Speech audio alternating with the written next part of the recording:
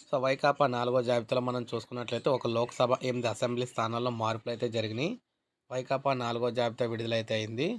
Lok Sabha, assembly నియోజకవర్గాల ఇన్ఛార్జీల నాలుగో జాబితాను వైకాపా విడుదల చేసింది. ఒక లోక్‌సభ, 8 అసెంబ్లీలకు సంబంధించిన మార్పులు అంటే వివరాలన్నీ కూడా ఏపీ మంత్రి బొత్స సత్యనారాయణ రాత్రైతే విడుదల చేశారనమాట. ఒక్క కనిగిరి తప్ప మిగిలినవన్నీ కూడా ఎస్సీ నియోజకవర్గాలే కావటం గమనార్హం. సో, నియోజకవర్గం ఎమ్మెల్యే సమన్వయకర్త మీరు చూసుకోవచ్చు.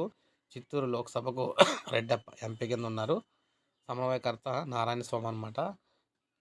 నెల్లూరు నారాయణ స్వామి. ఈయన్ని రెడ్డప్పకి అయితే ఇవ్వడం జరిగింది. సింగనమలకు ఎమ్మెల్యే పద్మావతి. సో, ప్రజెంట్ సమన్వయకర్త ఏమో వీరాంజనేయులు అయితే ఇచ్చారు. నందికొట్కూరుకేమో ఆర్తరు. ప్రజెంట్ అయితే దారా సుధీర్కి అయితే ఇవ్వడం జరిగింది బాధ్యతలు. తిరువూరేమో రక్షణ నిధి.